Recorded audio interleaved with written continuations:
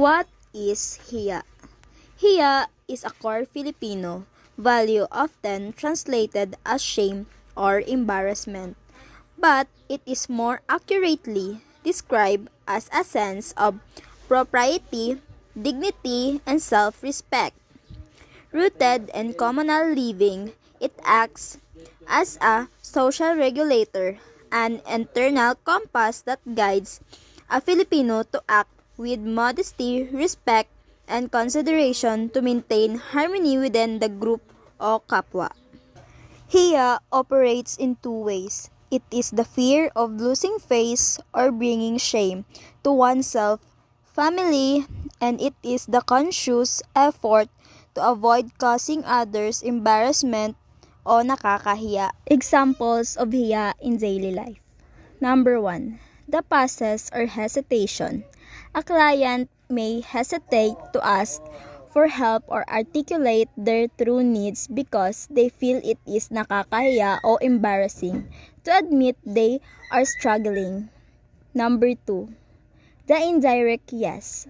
When asked a direct question, a Filipino might say maybe or even yes when they mean no, just avoid contradicting an authority figure or causing a scene. Impact on social work practice. Hiya significantly impacts how social workers engage with clients in the Philippines. Number 1. Barrier to service utilization. Clients may not seek help for mental health issue or domestic abuse because they fear public stigma, gossip, or bringing dishonor to their families. Number 2.